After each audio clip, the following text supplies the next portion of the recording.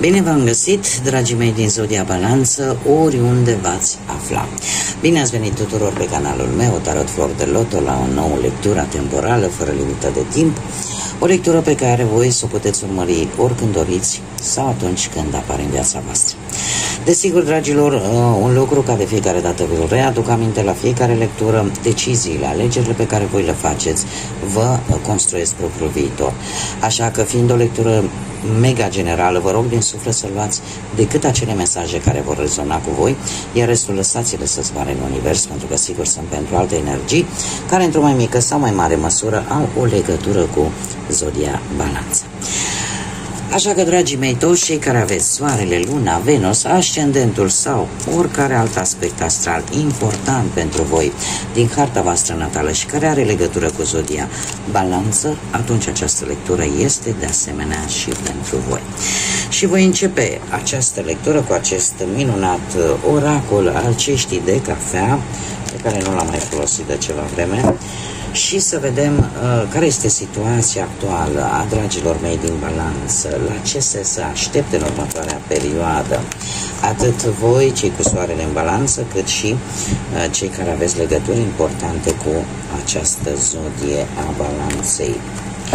Să vedem.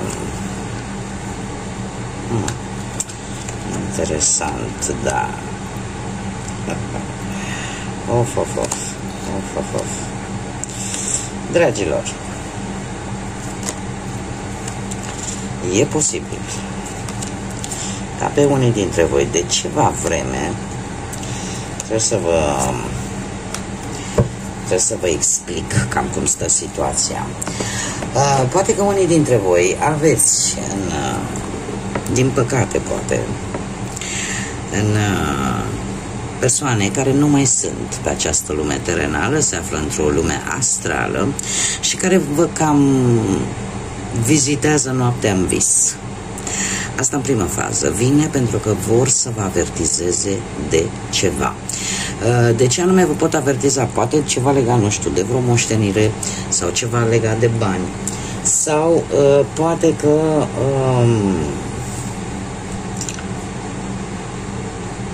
pur și simplu are să vă transmită un mesaj important.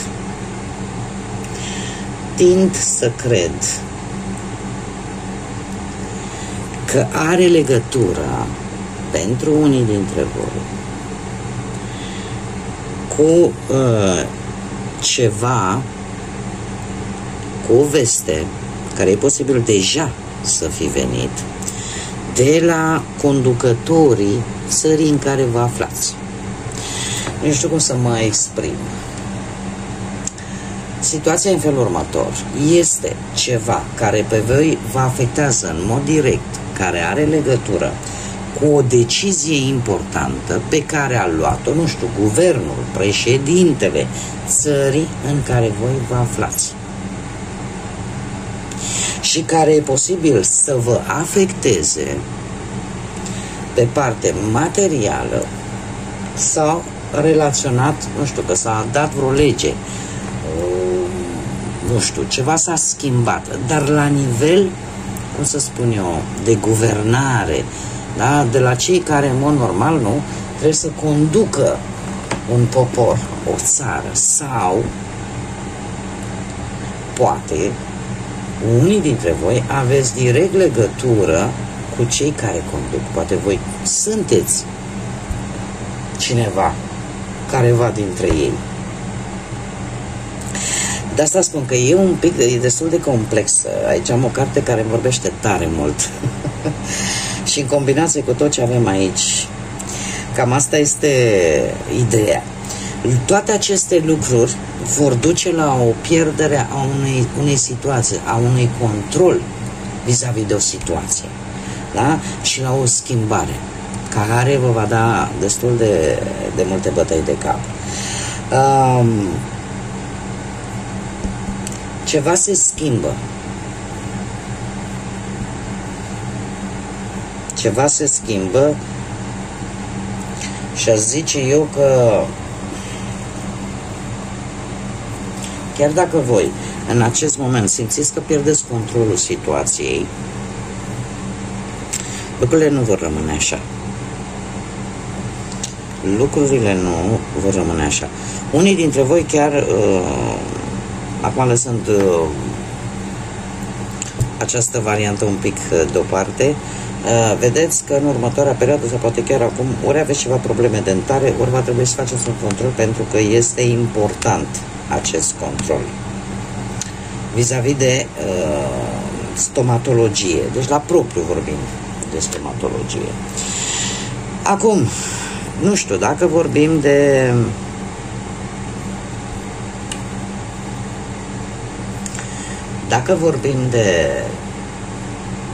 partea asta sentimentală, eu aș spune că voi aveți un succes, atât, nu știu, atât la nivel de finanțe, de afacere posibil, cât și în viața sentimentală.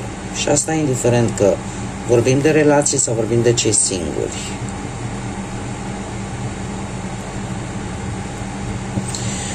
Avertismentul, vestea asta pe care voi ați primit-o, pe voi v-a ajutat.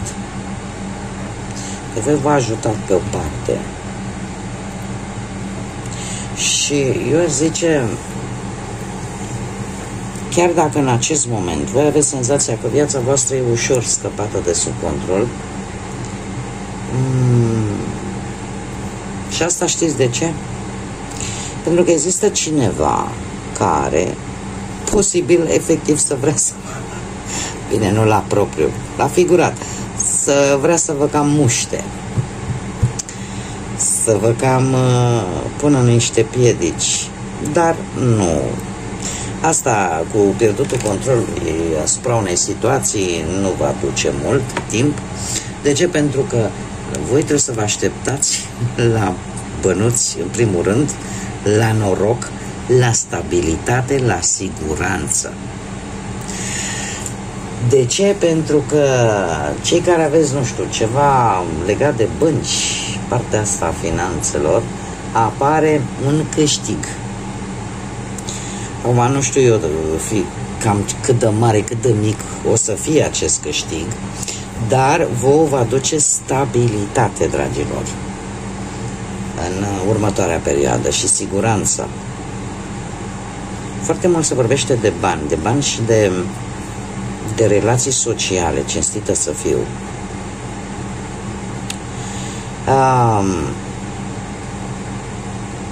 Voi o să vă consolidați propria voastră siguranță. Pentru unii e posibil să pur și simplu să ridicați ancora și să plecați către alte țări pentru a găsi poate o nouă locație și în felul ăsta a vă stabiliza. Iar viitorul apropiat vine cu foarte multă determinare și veți avea un însoțitor. Nu veți pleca singuri. Dacă vă gândiți să plecați către alte țări, veți avea pe cineva de încredere, pe cineva credincios, cineva foarte loial. Și eu aș zice că e posibil că această călătorie, chiar dacă nu este una fizică, că la propriu să faci călătoria asta, să pleci către alte țări, e vorba de o călătorie spirituală, dar în care te va însoți cineva la care tu ții, cineva care chiar îți este loial, care chiar poți să ai încredere. Haideți să vedem ce ne spune și tarotul, ce vine pentru dragii mei din Balanță în următoarea perioadă de când voi urmăriți această lectură. Bineînțeles, și pentru cei care aveți legături puternice cu această zodie a Balanței. E posibil, nu știu, aici să fie vorba, poate nu neapărat de vreun decret, dacă nu e o lege, sau poate să fie o decizie dată de cineva înalt, că e judecător, că e, nu știu, de cineva înalt. Tot am stat și m-am gândit. Este cineva care poartă o coroană, da? Este cineva care are o putere legislativă. destul de mare și care nu se ferește să nu arate, da? E cineva foarte cunoscut. Haideți să vedem ce ne spune tarotul. Da, uite, apare roata norocului exact în aceeași poziție cu această carte. Da, dragilor, ca și zodii din ce văd eu aici, ne apar zodia Berbec, zodiile de apă, Rac, Pești, Scorpion, deocamdată, și zodia Leu. Haideți să vedem. Într-adevăr, se pare că aici mi-apare o autoritate, cineva care, am spus că posibil să vă apară în vise, posibil să nu mai fie în planul terenal, poate să fie cineva, vreun tată, vreun bunic, vreun frate mai mare, în general energii masculine, dar, clar, fiind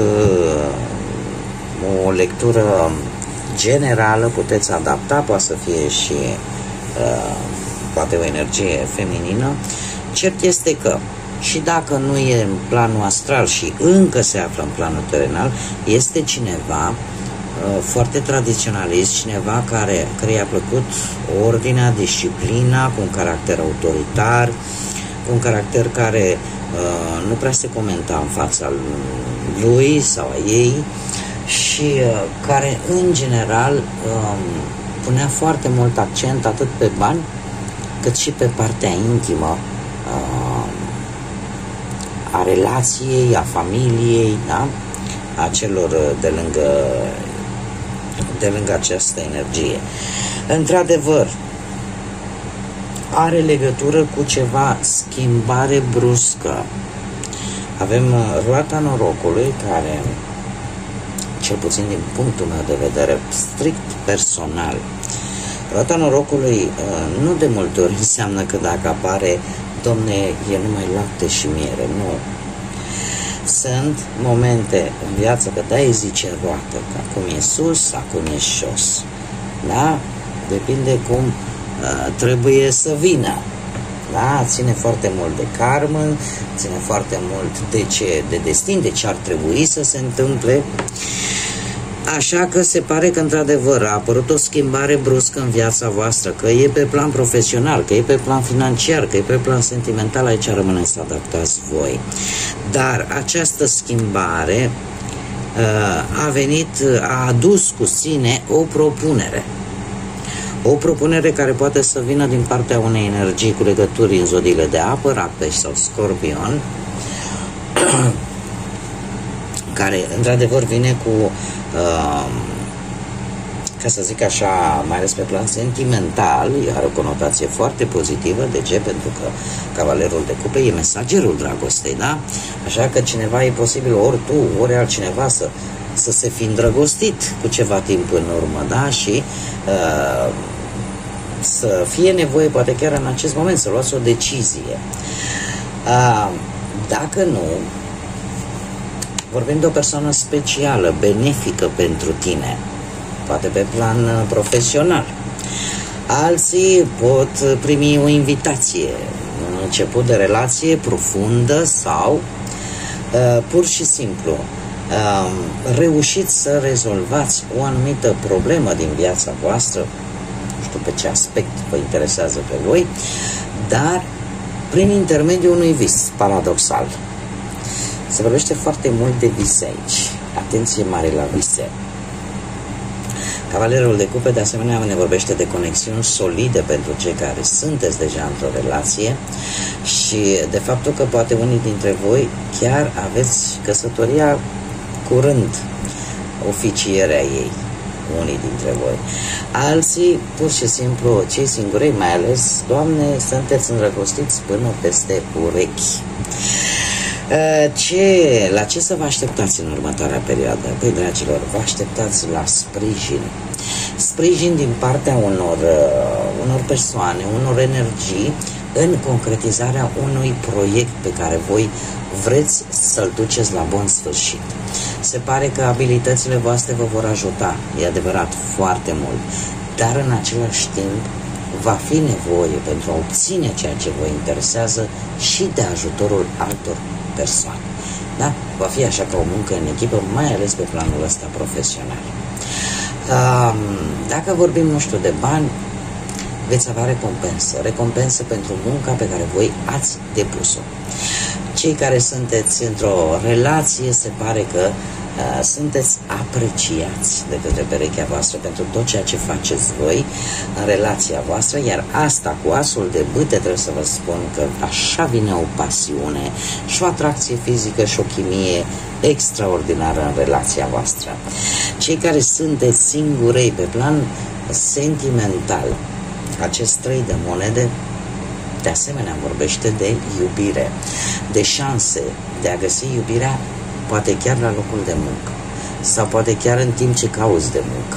Pur și simplu, nu aduce anul, ci aduce ceasul și va fi o atracție foarte puternică. Asul de bâte îmi vorbește de pasiune dusă la extrem, de acea pasiune, de acea atracție fizică foarte intensă. Viitorul apropiat cu ce vine? Vine cu forța, vine cu zodia Leu. Poate rezonați cu această zodie. Forța ce îmi spune? Că există acea putere interioară, există curaj. Îmi cer scuze, am mișcat aparatul de filmate. Există răbdare, există compasiune, există noroc. Așa că viitorul apropiat vine cu o reușită, cu faptul că vei reuși să-ți controlezi anumite impulsuri, un pic acea impulsivitate pe care și voi o aveți, mai ales atunci când, cum să spun eu, când simțiți voi că pierdeți controlul asupra unei situații, atunci poate chiar fără voia voastră provocați, poate anumite certuri, vă pierdeți controlul un pic și deveniți un pic impulsiv. Se pare că lucrul acesta în viitorul apropiat nu se va întâmpla, pentru că veți reuși să faceți față unor anumite situații, unor anumite probleme, indiferent de ce aspect al vieții vorbim, prin comunicare, nu prin forță fizică, prin puterea de a manipula cuvântul, de a manipula cuvântul, de a găsi acea cale de mijloc. Da? Sunt mari șanse să rezolvați o provocare care vine în viața voastră și eu aș spune că la fel, pe planul ăsta sentimental, dragilor, mai ales cei care sunteți într-o pereche, se pare că senzualitatea, pasiunea sunt într-o continuă creștere și cumva chiar și la bani, eu zice că norocul va fi de partea voastră. E posibil să achiziționați un obiect de valoare pe care voi vi-l doriți. Haideți să vedem acum care este spiritul animal care vă va ghida în această perioadă și ce mesaj are pentru voi, dragilor, din Balanță. Ce frumos! Și avem dragonul, care ne vorbește de supranatural. Se pare că ești un înțelept, o ființă mistică înțeleaptă. Tu te poți transforma dacă îți dorești acest lucru, te poți face chiar invizibil. Măestria este destinul tău, sau măestria, de fapt, stă cumva în destinul tău. Așa că strălucește, răsari cu demnitate. De fapt, ce vrea să ne spună acest mesaj? Mai pe scurt și mai așa pe înțelesul tuturor. Ne vorbește despre lucruri supranaturale, dar ne vorbește tare mult de înțelepciune. Voi, dragilor, ca și energie, cumva, probabil că toată viața veți căuta, veți simți acea necesitate de a fi mereu în echilibru. Și faptul că acordați atenție foarte mult relației, căutați cumva acea perfecțiune, căutați cumva acea armonie în relații și faptul că sunteți și o zodie de aer. În general, zodiile de aer sunt relaționate foarte mult cu raționalul, cu logica, da? Cumva nu fac lucrurile așa că ia uite, bă, trebuie să le facem. Nu, mai întâi le gândesc, le analizează, da? Eu aș spune că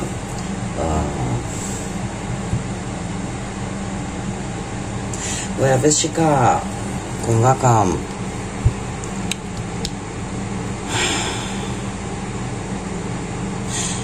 sunt anumite reușite în viața voastră în care dacă voi nu v-ați fi folosit inteligența, dacă voi nu v-ați fi folosit înțelepciunea și măestria de a face lucrurile, probabil că acele reușite nu le-ați fi dobândit.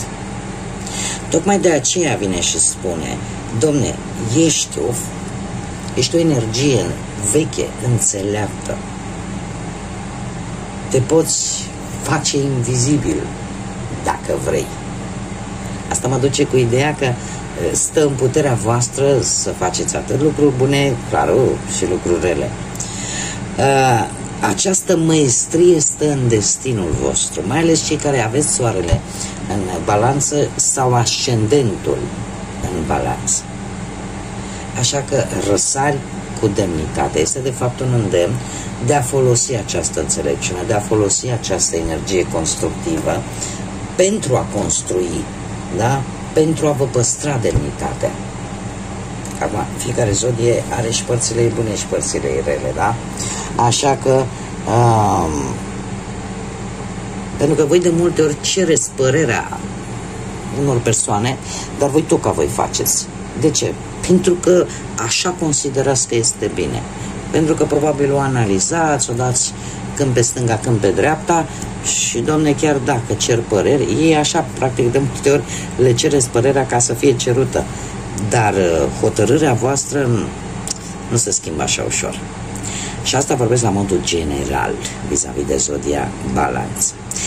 Bun, dragilor, cam atât am avut pentru voi. Vă mulțumesc pentru prezență, mulțumesc din suflet tuturor celor care, ca de fiecare dată, își aduc aportul în dezvoltarea acestui canal și în promovarea lui prin intermediul like-urilor, comentariilor și distribuirilor pe care voi le lăsați. Așa că mii de mulțumiri și bun venit, desigur, celor care tocmai s-au abonat la acest canal. Bine ați venit în comunitatea noastră a florilor de lotus. Până data viitoare, când ne vom reîntâlni la o nouă lectură, numai bine vă doresc. Fiți înțelepți, folosiți-vă inteligența și fie ca sufletele și inimile voastre și mintea voastră să fie cât mai luminate. Până data viitoare, multă energie pozitivă și să fiți iubiți, dragilor!